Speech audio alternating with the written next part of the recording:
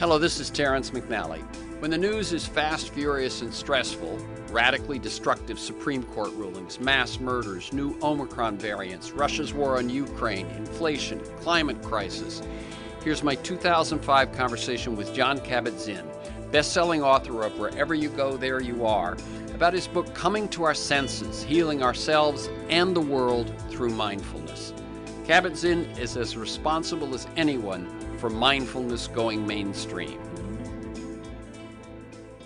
Hello, I'm Terry McNally. Thank you for joining us on KPFK and Freeforum. Typical morning, exhausted. You startle awake to a rude alarm clock. Nothing you'd rather do than sleep a bit more. Coffee gets you going enough to make it out the door on time. On your morning commute, you zone out completely. You're oblivious to the radio reports of that morning's weather disasters or faraway war casualties. At work, you juggle your cell phone, your landline, your Palm Pilot, your email, your electronic calendar. You speak to dozens of faceless people. You never even leave your desk. You grab lunch, hunched over a pile of paperwork. On the way home, you look up from the traffic to notice what must have been a beautiful sunset. Traffic's bad on the way home, so you don't have time to exercise till tomorrow. And at the end of the day, you're back where you started. Sound familiar?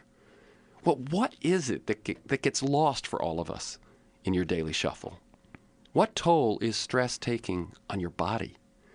How could you possibly lead a fuller, happier life?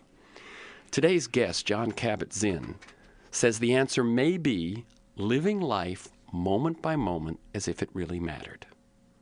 He believes that by practicing what he calls mindfulness, we can literally and metaphorically come to our senses, not just as individuals, but as a society.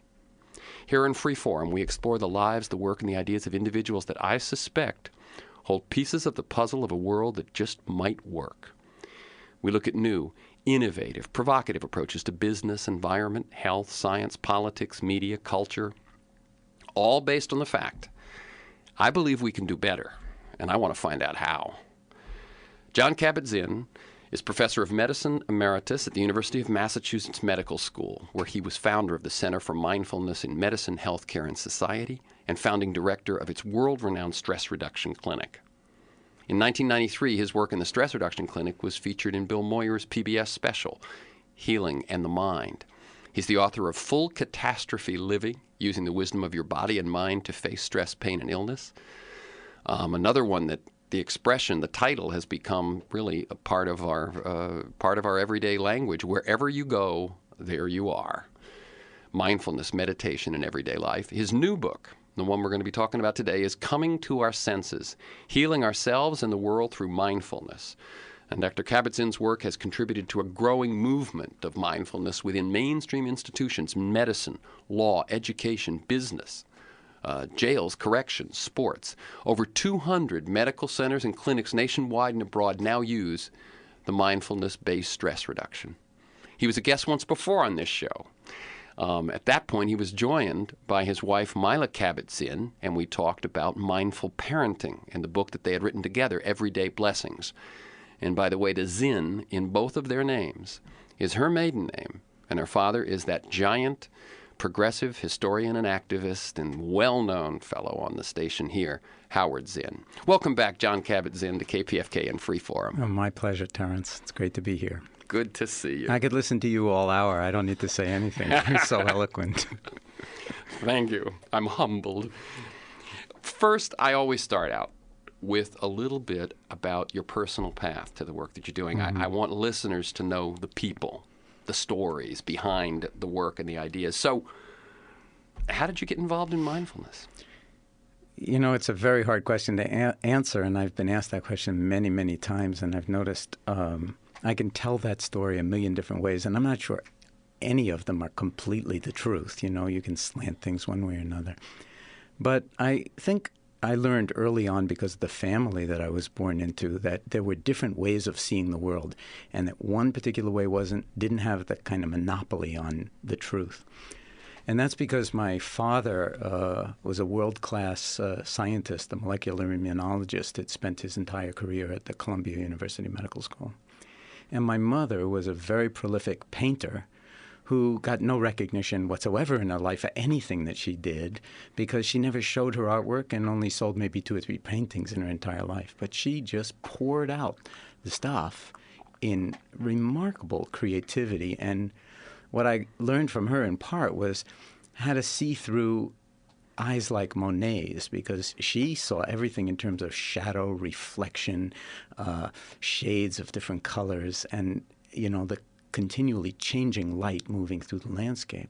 So I was seeing this science view and this artistic view. Well, I'm going to cut in for a second because the new book is called Coming to Our Senses. Yes. And big part of it. I hear your description of your mother's point of view, and I would think science sees what we can't see because it's invisible, and painting sees what we can't see because we're not noticing. Exactly. And, from that point of view, the way science sees is, of course, through instruments, because it tries to see in the domain that we often can't. And so all of scientific instrumentation are really extensions of the senses.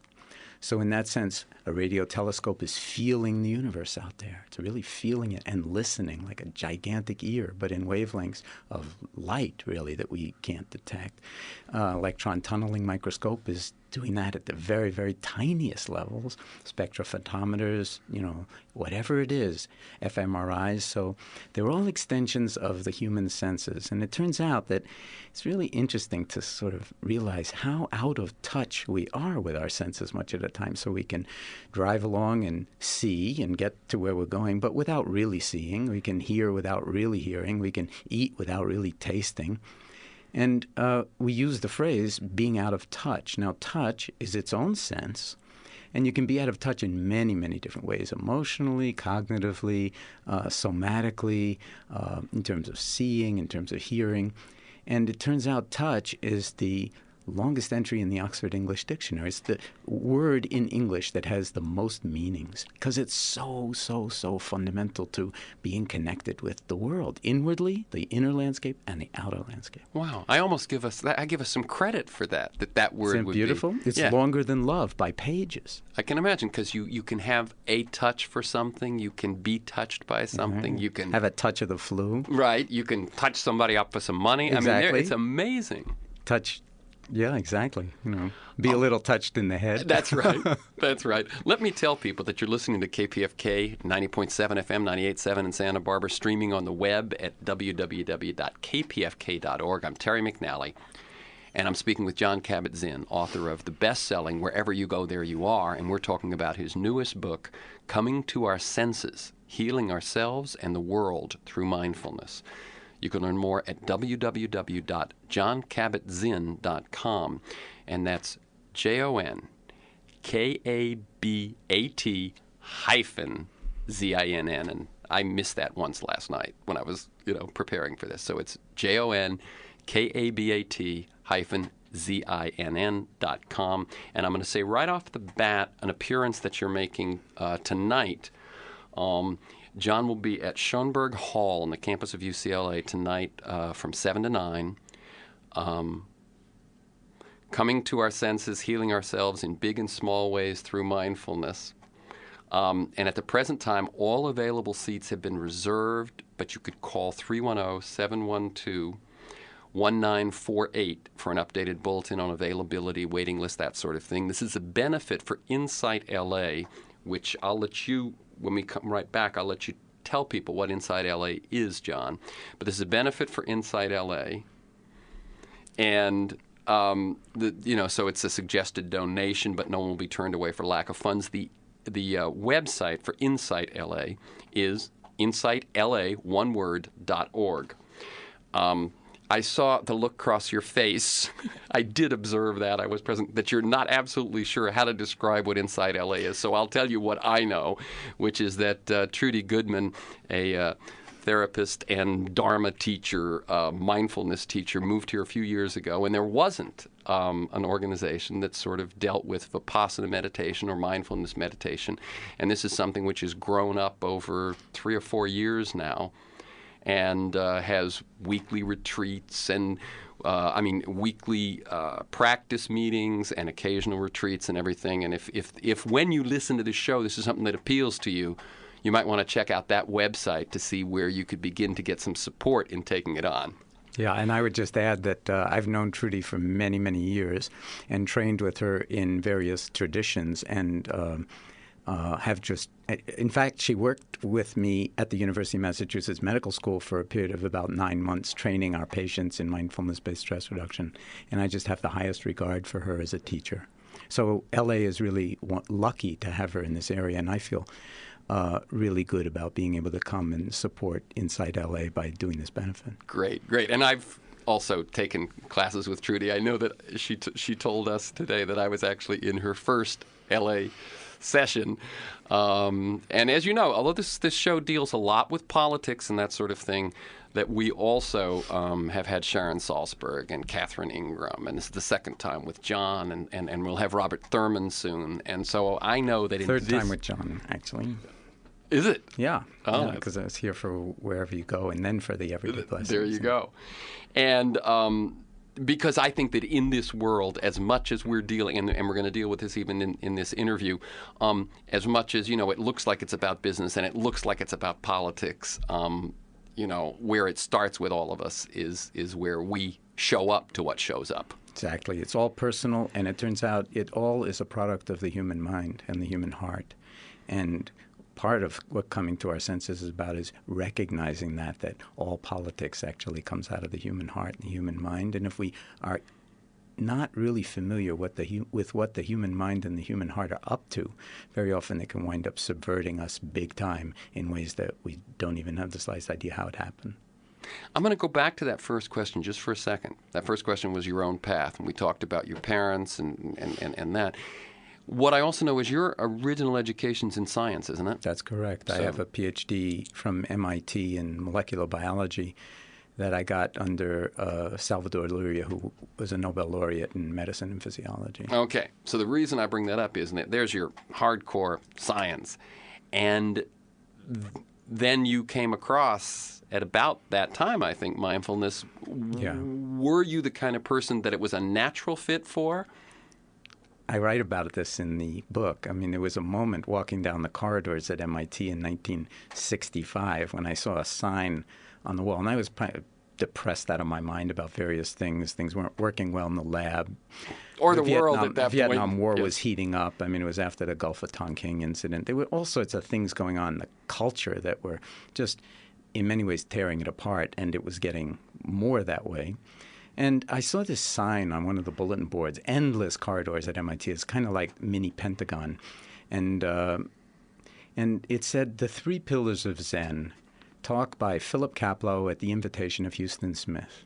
I had no idea who Houston Smith was. He was a professor of philosophy and religion at MIT and a world-renowned scholar. I had no idea who Kapleau was, and I had no idea what Zen was. But I went to the talk. And it was at seminar hour at MIT, which is about 4 p.m.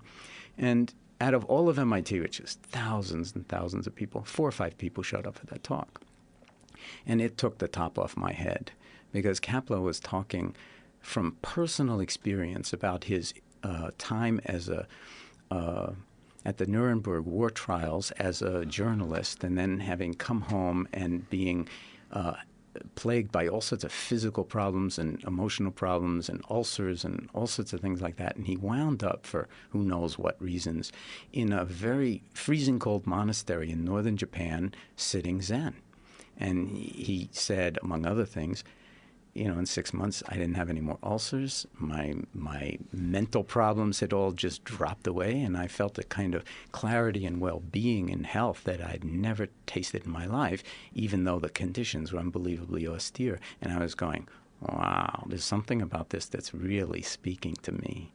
And so I started practicing Zen at that point, meditation. I mean, Zen is a nice word for getting people in the door, but, it's really like, what is Zen? Well, Zen is nothing at all. It's just, it's just life. It's just paying attention. It's waking up to the way things actually are. Of course, you got to call it something because you can't call it nothing, because who would be interested in entering the tent if you called it nothing?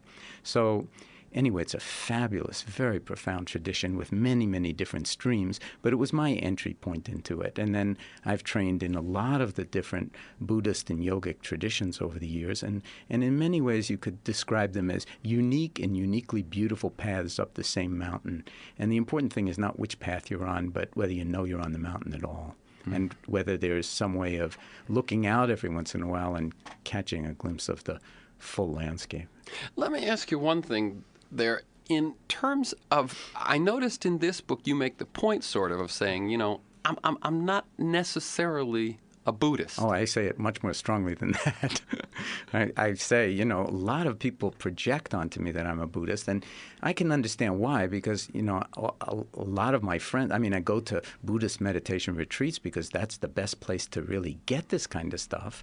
But aside from that, you know, I teach Buddhist meditation. Mindfulness is described as the heart of Buddhist meditation, and I've been teaching it for many, many years. So people naturally assume, well, he must be a Buddhist. And I felt like it was time for me to actually disclose, with no rancor or sense of judgment, that I am not a Buddhist, but what I am is a devoted student of Buddhist meditation, but for reasons that don't have to do with the Buddhism.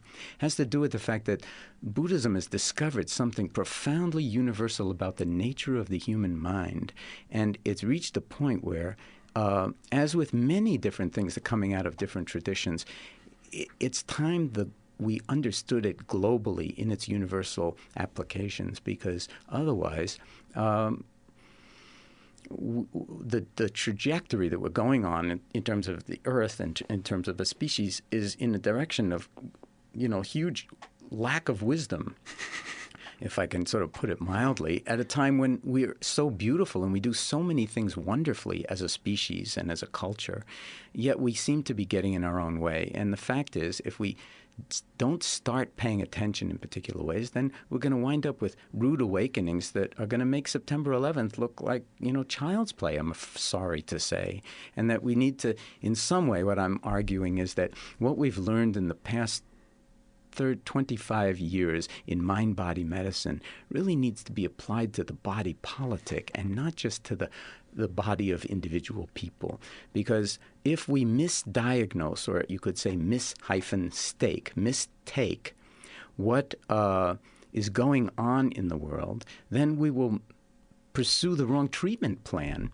And if we don't get this right, we're not going to wind up being more secure in our country or more able to deal with the trials and tribulations of being in a leadership position in this world, because we will be out of touch, again, with some of the more fundamental aspects of why things are the way they are. I do not believe, for instance, just to throw it wide open, that the reason September 11th happened is because people hate us because of our freedom. And they're jealous of our freedom. I do not think that that is the fundamental reason for these kinds of things happening. So I believe that mindfulness, say if the House of Representatives and the Congress got it through their health plan as mindfulness-based stress reduction and began to do it simply at the level of individuals, realizing how much a little bit of attention, a little bit of mindfulness could transform your health and your well-being. And of course, health isn't limited to bodily health, but also mental health. You begin to see how many of the decisions that we're making as a body politic or as a government are really based on greed, hatred, and ignorance rather than on wisdom. And that's something that's cultivatable. That's interesting. One of the notions that I've taken from the most recent election was that misinformation was perhaps the deciding factor. And I've talked about it on the air before, that 70% of Bush supporters actually believe that Saddam was involved with 9/11. 30% believe we found WMD, this sort of thing. Well, you figure if just a percentage of those people had the correct information, some of them might have voted differently. Now, what I say there then is intelligence is losing. Intelligence is losing to greed. It's losing to manipulation. Well, any organism, any system in which intelligence isn't able to guide, is being usurped, that position is being usurped, is in grave danger. If your nervous system doesn't give you accurate feedback, you're in deep doo-doo. Yeah. And so we have to learn to trust the nervous system when we're talking about our own individual health, to trust our body. A lot of us don't trust the body. In fact, we're sort of like the less we check in on the body, the better we feel. So learning how to trust the body is really important. Your point is very well taken, because if we're working at cross purposes so that intelligence isn't really intelligent and it also isn't listened to in a certain way. So, when you're diagnosing an illness, it starts with kind of signs and symptoms. And then it progresses to, sort of more florid, overt signs and symptoms that you can't ignore anymore. And finally, you get whacked with something or other. It could be a heart attack. It could be a cancer diagnosis. It could be a huge pain thing that started out just as a twinge, but all of a sudden, like, you can't get out of bed. Well, there were a lot of antecedents to September 11th. The attack on the Call, an earlier attack on the World Trade Center, all sorts of indicators, the 2 embassies in Africa. And it's like parts of the intelligence system were putting together parts of it, but no one was taking responsibility for the whole. One of the things that we've learned in medicine is that's the way medicine is, sort of fall into a big crisis, is that people as a rule, don't take care of the whole person, the whole being. Health, the deep root meaning of the word health is wholeness. That's right. And also the word healing and the word holy, for that matter, in the sense of, sacred. So if we are so mesmerized by the pieces of things and little bits of evidence, but we don't put together the whole, we mistake what's actually going on with the wrong perception. Everything else that follows downstream from that is going to be a little bit off.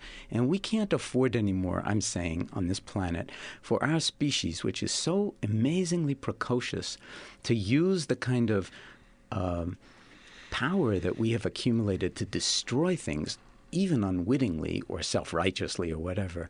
We can't let that dominate our deep intelligence as a species. That's right. That's right. Our intelligence as technical appliers of intelligence is way out in front of our self-knowledge. And where intelligence then becomes not just data, not just information, not just knowledge, but wisdom. And that means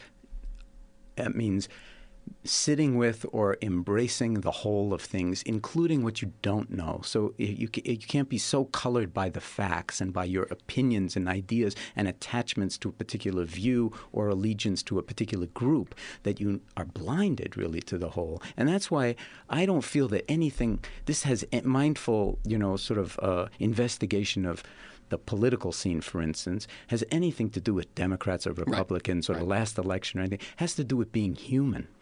And if we make these kind of black and white distinctions between, or should I say red and blue distinctions between Democrats and Republicans or liberals and conservatives, what we're forgetting in the mix is all of the beauty in culture comes out of the human mind and the human heart. And all of the madness in history and the huge numbers of people who've been killed at the hands of other people comes out of the human mind and the human heart. So unless we learn to calibrate and cultivate a certain kind of wisdom and intimacy with how we get stuck in our own process, and to use your metaphor, to really be in touch with the nervous system that actually knows, then, which is really awareness, then we are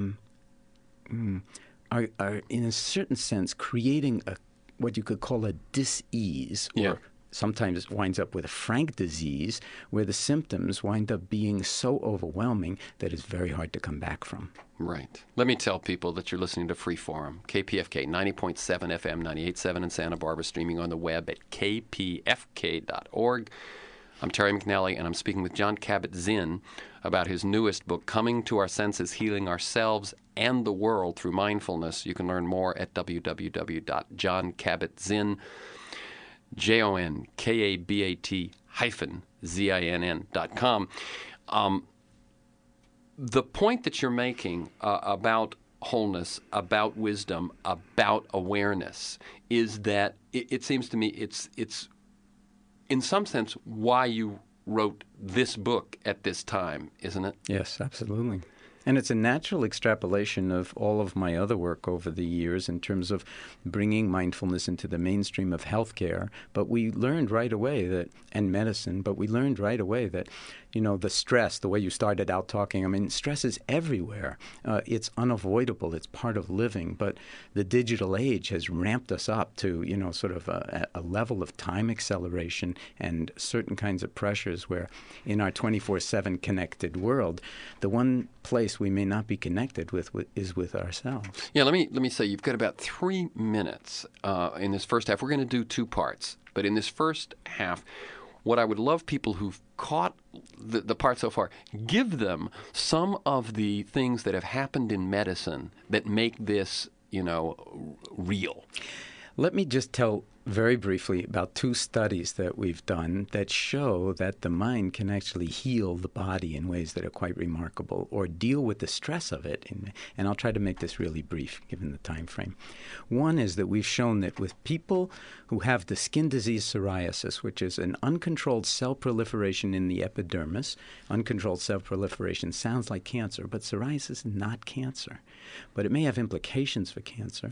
When they get ultraviolet light treatment helps the skin to heal. And you can see the skin clear over a period of months if you come in 4 times, 3 times a week for ultraviolet light. We did a study, a randomized controlled trial, where we put people into either condition where they just get the light by itself or they're meditating while they're getting the light, cultivating mindfulness of the feeling of the light on the skin and all of that, and also the intention to have the light do its work by knocking out the rapidly growing cells in the epidermis. We found that the meditators healed at about 4 times the rate of the non-meditators. So they both got the intervention. They both got the light. One of them merely got the light. The physical, technical intervention. The other ones added the mindfulness Exactly. to it. So it's an example of integrative medicine. And the difference was? 4 times the rate of healing of the skin in the meditators. And so that, remember, you said that Bill Moyers did this show, Healing in the Mind. We couldn't talk to him when he was filming us about this study because it was in process and we didn't know the results yet. But now we know that this is one example. And, of course, we've replicated it twice. I wouldn't have published it without first seeing it twice because it's so unbelievable that the mind can actually influence a healing process. The other study, if we have a moment for it, is that we did a study in collaboration with Richard Davidson at the University of Wisconsin in the Laboratory of Affective Neuroscience, which was supported by the MacArthur Foundation, showing that we could actually, with an 8-week training program in mindfulness-based stress reduction, but not offered to hospital patients, but in a work setting, in a biotech environment, very high stress, that people's brains shifted in the prefrontal cortical areas that are responsible for dealing with negative emotion under stress in a direction which is more like what you might call emotional intelligence, being able to handle the proverbial stuff, hitting the proverbial fan without losing your mind. Okay. We're going to bring this one to a close. The website is www.jonkabatzinn.com. That's JONKABAT-Zinn. He's appearing tonight at Schönberg Hall at UCLA. And the number to call if you want to learn if you can get on the waiting list and how it's sold out. And it's by donation, let me make that. But call 310-712-1948 for an updated bulletin on availability. It's a benefit for Insight LA. Their website is insightla.org. My email address is temcnally@att.net, temcnally@att.net. Email me if you have questions or comments about the show, or if you'd like CDs or tapes of past shows, or if you want to be on a weekly announce list that I do of upcoming shows and guests. Thank you to Maggie Lepeak, my engineer, and Mark Maxwell and Stan Mizrahi in production, and Matt Perez in traffic. Also, you might check out the newest issue of Whole Life Times. It's on the stands today, I believe, and it features an interview I did with Code Pink co-founder Jody Evans about her recent Iraq relief trip to Jordan and her sense of things on the ground in Iraq. Their website is codepinkalert.com. Jon Kabat Zinn, keep up the good work. Thank you. My pleasure. Hello, this is Terrence McNally. You're listening to my 2005 conversation with Jon Kabat Zinn, best-selling author of Wherever You Go, There You Are, about his book Coming to Our Senses, Healing Ourselves and the World Through Mindfulness. Hello, I'm Terry McNally. Thank you for joining us on KPFK and Freeforum. This is part 2 of a 2-part interview that I did with Jon Kabat Zinn. And I'm going to start it the same way I started the other one, which is basically talk to you about if this feels like your life. You wake up with an alarm clock. You haven't gotten enough sleep again. But the coffee gets you out the door. You're going to make it. On your morning commute, you zone out.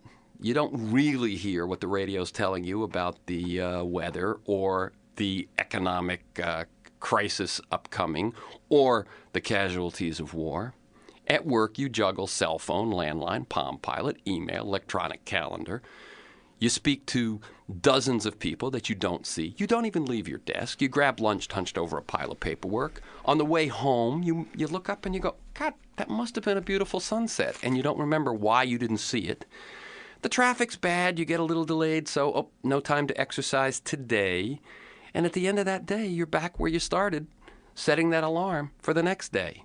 Now, if that sounds like your life, because it sounds like mine, the question we're going to talk about is what's getting lost in that shuffle?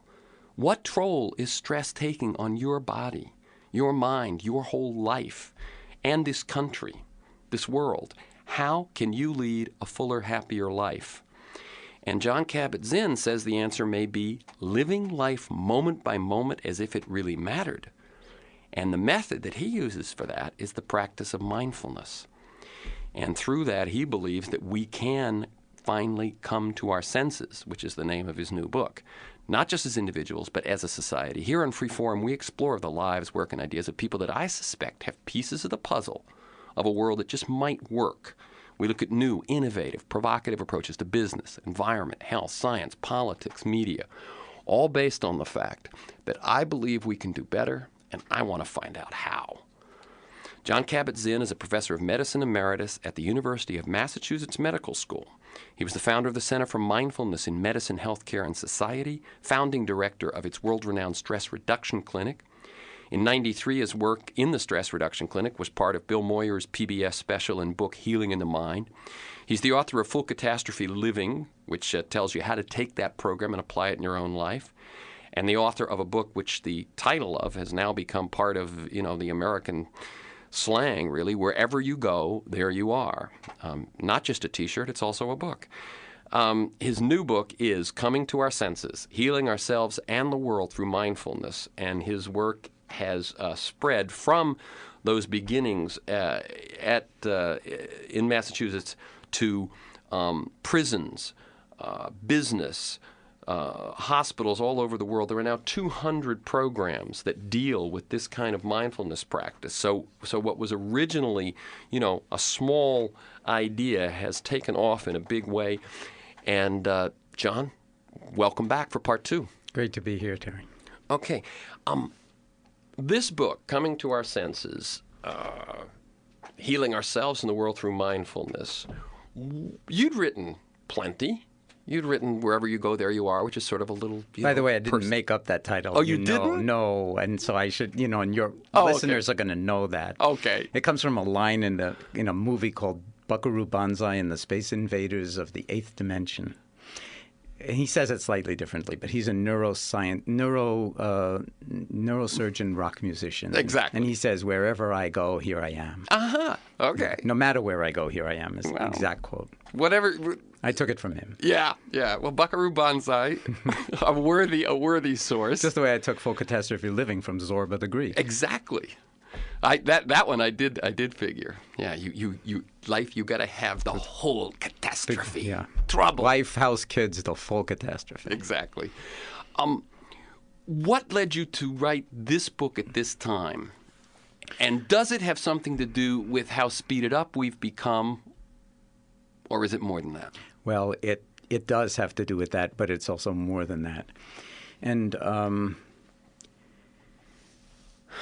I think that in part I wanted to write this book because the work in mindfulness-based stress reduction has just flowered so much and is moving around the world so much, both in the clinical domain and also in the research domain, that I wanted to basically underline the deep structure of it, because it comes out of, as you said, mindfulness. And mindfulness isn't just something I thought up. It's described often as the heart of Buddhist meditation practice. So it's thousands of years old, and it really comes out of a very arduous, systematic way of cultivating a mind that a lot of the times could be described like a monkey or like a wild, sort of animal out of control, so to speak. You mean the mind could be? Our human mind, yes. So learning how to befriend and tame that mind is really important, because the mind, when it's doesn't know itself, as Aristotle used to say, the unexamined life isn't worth living.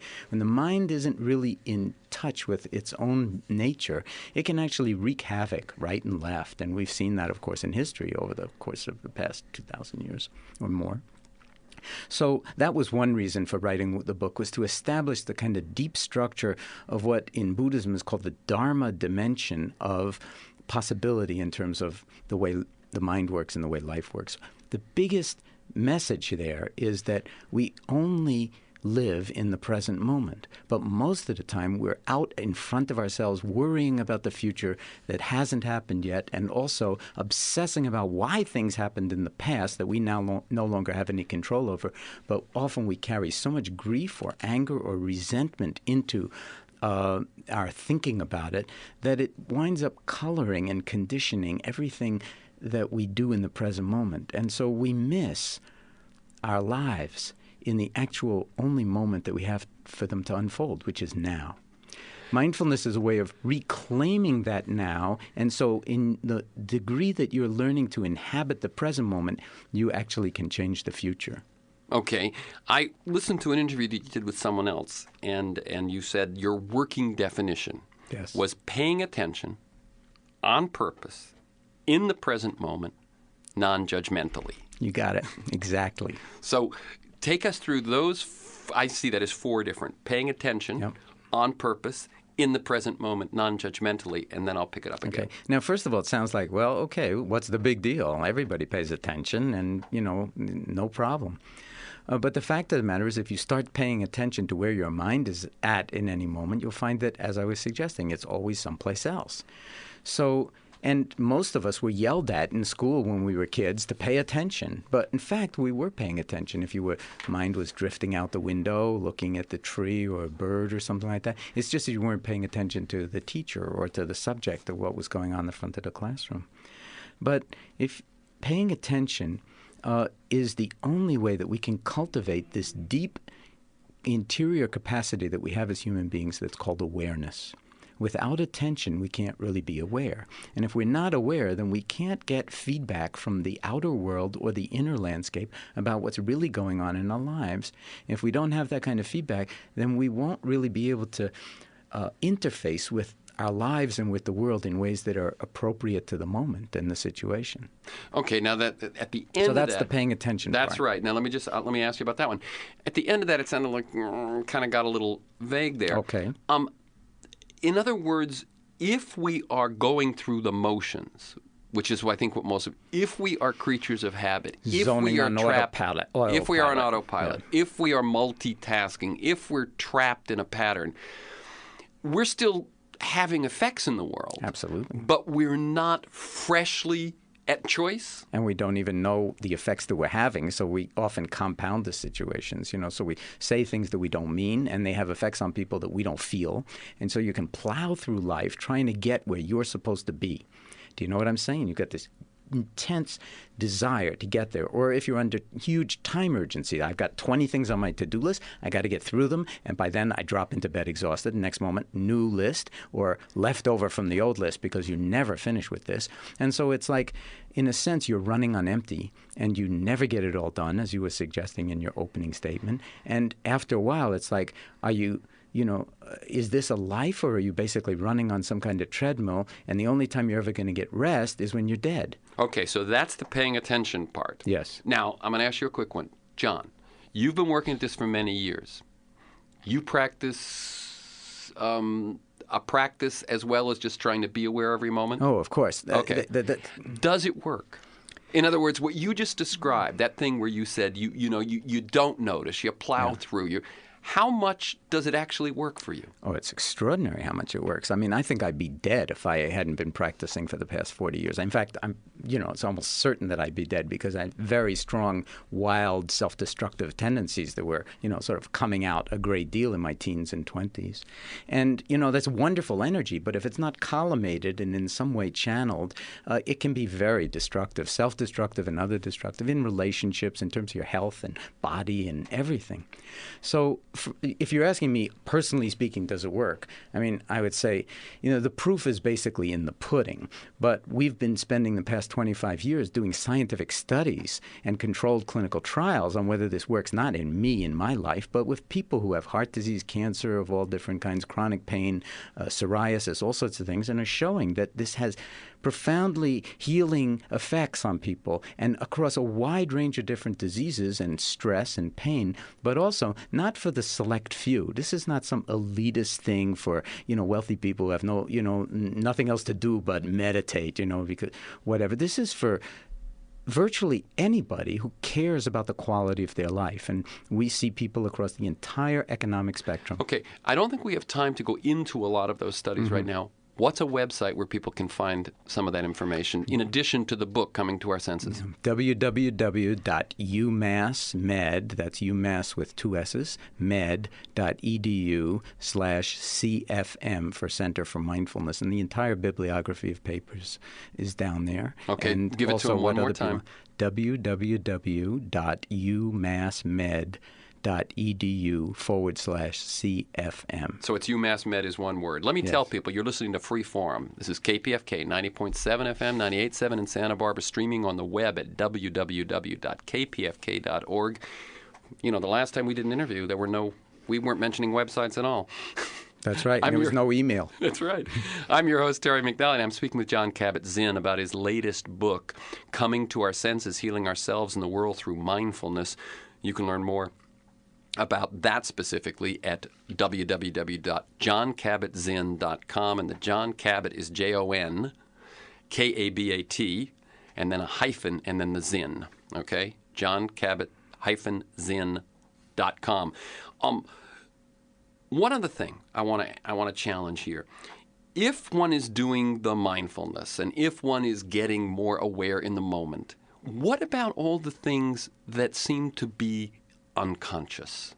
It's pretty well said nowadays. I don't know how exactly accurate it is that 1 to 3, 1 to 8, those early years form things in us which will determine our relationship with our parents, will determine every relationship we go into, all the self-destructive patterns we might get, as well as our winning formulas.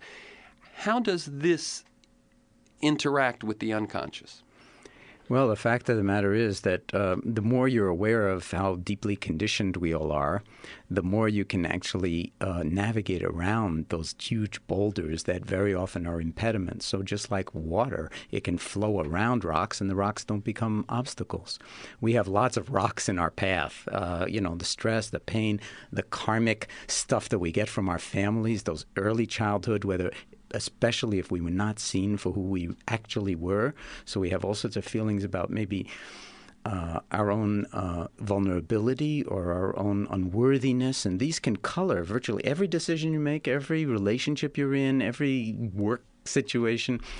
But if you're aware of it, you can actually grow out of it. Okay, so let me see. So one still would want to do therapy, maybe. Yeah, it's not a substitute. They'd want to do all sorts of things to clarify and reveal the unconscious things that are holding them. But in addition to all that, if you are more aware in the moment, you are just more likely to say, oh, there's that pattern again. There's that pull. There's that attraction. There's that self-destructive. And here's a way that you can, understand it very simply, whether it's conscious or unconscious. Part of mindfulness is just watching your thoughts, the whole bubbling up of thought, and understanding that your thoughts are just events in the field of awareness. They're not the truth. But if you think, I'm too old, then you make yourself too old. Who cares about what? I mean, you've already made it a self-fulfilling prophecy. If you say, I'm not as smart as they are, you believe that. Yeah, I'm not as smart as they are. You're already dead. Because you're locked into that view. That view is just a thought. If you see it as like a bubble coming up off the bottom of a pot of water, boiling, and it bursts at the surface, the Tibetans call that, like the thoughts, when you watch them, they self-liberate. And then they don't plague you in the same way. If they come back a whole bunch, then you see the pattern. But then you also see the spaces that you can navigate through so that you say, that's just a thought. I'm going to act as if I were as smart as they are, or that I don't have these kinds of limitations or self-imposed limitations. That can tremendously reduce your stress and open up what I call new degrees of freedom, of possibility. And then you start, as I said, living your life as if it really mattered. And the only time you can do that is in the present moment. To come back to the present, the past, and the future, because we spend so much time worrying and planning and driving and getting through the to-do list. It's like, to what purpose?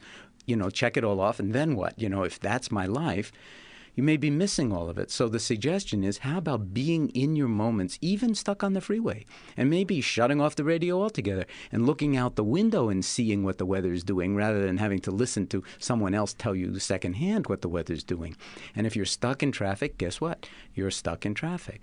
But that doesn't mean that it's the end of the world. It's still this moment of your life. You can be completely happy being stuck in traffic, and you know when you're going to get unstuck? When you get unstuck, not one moment before. Present moment. Mark Twain is said to have said, there's been a huge amount of tragedy in my life, and some of it actually happened. We spend most of our time obsessing about things that are not going to happen because we're not smart enough to forecast the future. And it's like driving your car with the brake on. We need to learn how to let our life unfold in a kind of more natural, balanced way, which is what healthy living is all about. Okay, before we talk a little bit about just what the practice of mindfulness looks like, because I think we shouldn't go the half hour without some of that. We haven't gotten to non-judgmental or even I know, and I'm not sure whether we will. I know, I see that too. I want to talk about my own personal experience, because I was reading the book. I went, okay, yeah, I'm 24/7. Yeah, I'm jammed. I mean, my to-do list gets longer every day, which is so does crazy. Mine. And every time, the wonderful thing, we think, and I'm sure listeners, you can relate to this. You feel like, okay, if I go to this conference, or I go to even this party, or I go to this dinner, I might meet someone that will help my career, my life, and so on. And it turns out that every single one of those people you meet, every one of those business cards you get, is now something else you have to do. I mean, it's so funny. It's like, wow, I'll be excited, and then I go, well, wait a minute. Now where does that fit on my to-do list? Yeah. Now, I feel a little more behind almost every day. And yet, one of the things that, as I was reading and thinking about this, I thought, part of it is, I think, because I actually do spend time practicing mindfulness, being aware of the moment, so that I'm not just I feel like if I were a total robot, completely working for my to-do list, I'd get more of it done. I mean, I'm not the only one with this situation. Well, go ahead and be a total robot and check it out. See what the consequences of it are. That's the beauty of this, is it's like life is a laboratory, and you see what you can do. So, of course, a huge amount would be lost if we turned into robots. But to a large extent, we're driving on automatic pilot all the time through our lives and missing our moments. So let me. That was a semi-facetious response, although a scientific one. But I'm not finished. Okay, let me even state the question again. Do. I recently was filling out a questionnaire, and they said, "What do you do for fun?" And the first thing I put was noticing. I mean, the truth is that I have developed a practice where I notice the weather, the person, the. Oh, by the way, when John mentioned about parenting and being seen and not being seen, the book that when he was on the show last time with his wife, Myla Cabot Zinn, a book, if any of you are parenting and want to see how mindfulness applies to that, the book is called Everyday Blessings, Mindful Parenting, which is a book that should never go out of print because parenting isn't going out of style. It isn't. So I just want to say one more time. If I spend time noticing, that's time I'm not being, quote, productive. How do we balance this? It's a very profound question, and I don't mean to be facetious at all about answering it. This is something where one person's way is not going to be the same as another person's way. We have to, in some way, find our own way.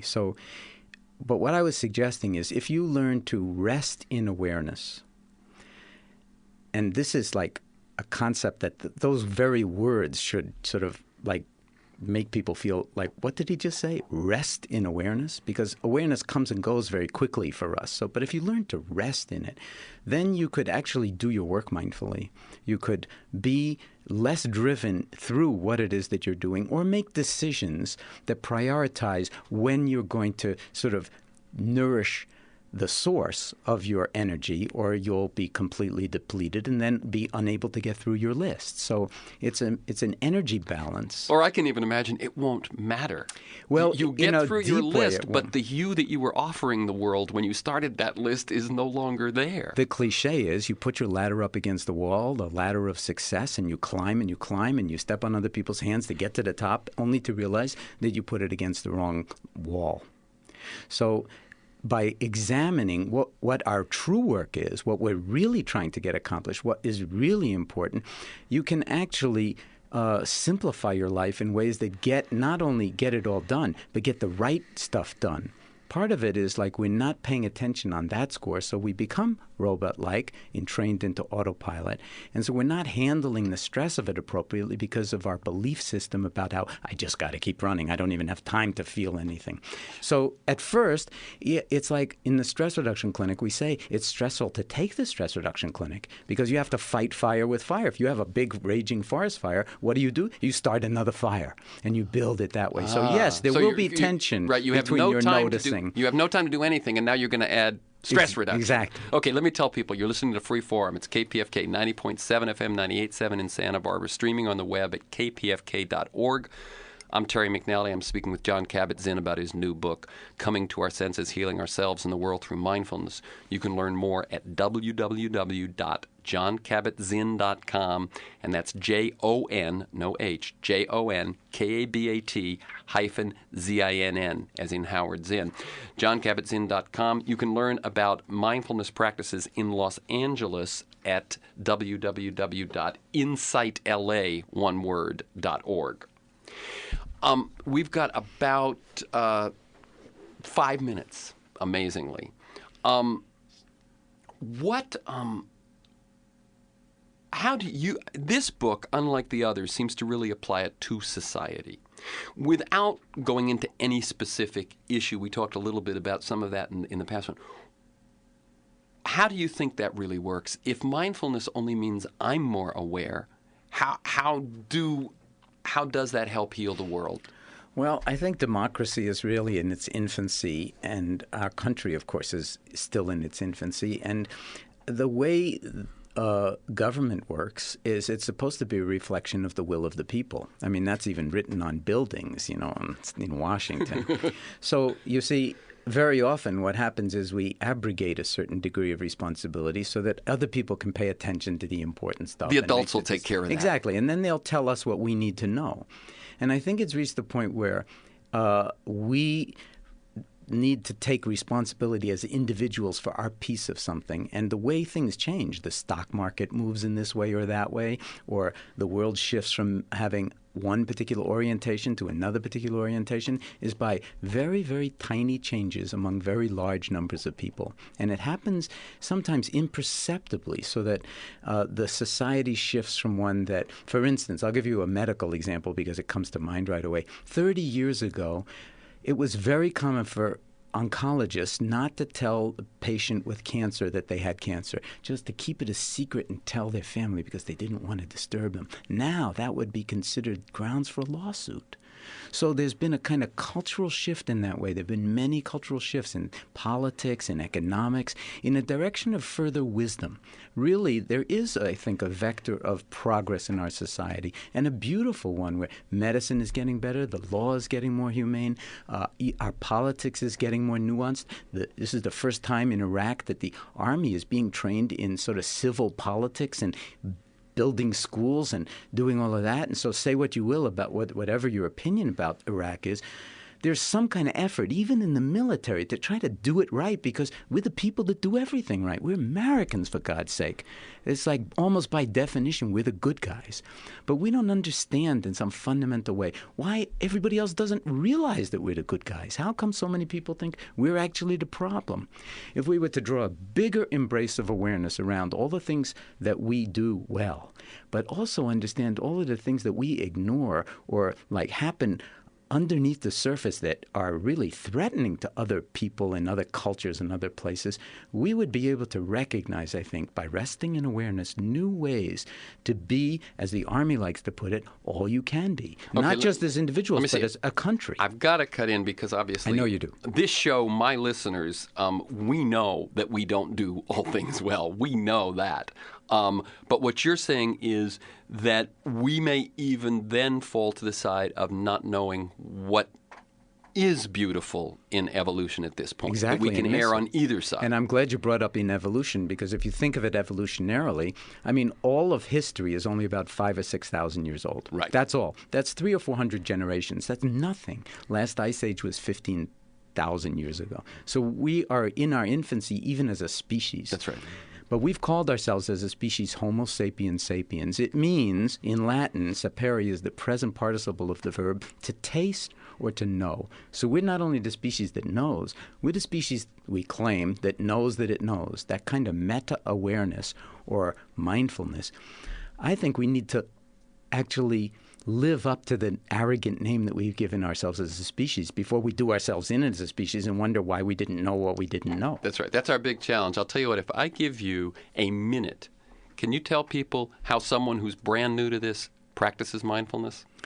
Yeah, you drop in on yourself. And the way to do it is to pick out some kind of object. The easiest way to do is pick out an object that you could pay attention to and then see what your mind does as you try to just sustain that attention. The breath is the closest one because you can't leave home without it. So in other words, I either lie down, sit down, walk, even while I'm driving. Exactly. I basically start paying attention to my breath. You ride on the waves of your breath. And when I get thoughts, what do I do with them? You watch them. Be aware that thoughts are moving into the field of awareness. You don't have to push them away. You don't have to pursue them.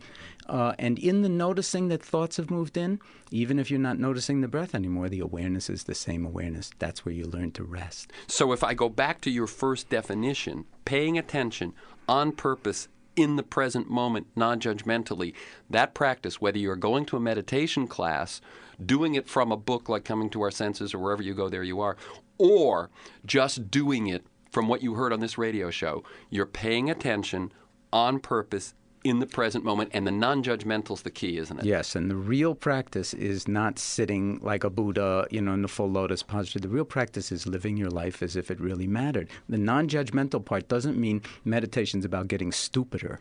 Oh, all of a sudden I don't know anything, I can't make judgments. Everything's okay, exactly. whatever. No, that's just idiocy.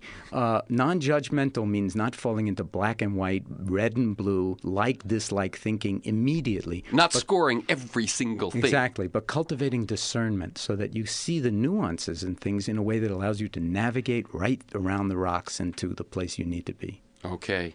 Thank you. The website is www.jonkabatzinn.com. That's JONKABAT-ZINN.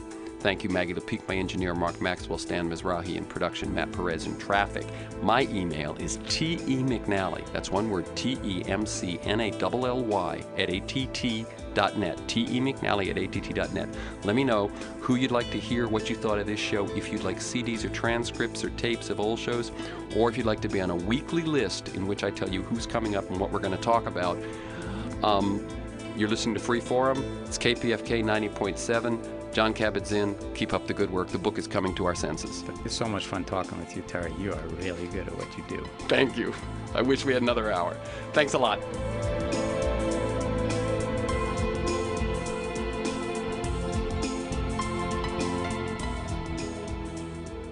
Hi, this is Randy Rhodes right here on the Progressive Voices Network. The Randy Rhodes Show. Smart, forward, free thinking, entertaining, bringing you liberal news and opinion that challenges the status quo and amplifies free speech. Every weekday afternoon, 3 to 5 Eastern. Hi, it's Randy Rhodes. Listen to me on the PV live stream or on demand or both on the PV app. Just go to progressivevoices.com or download the Progressive Voices app.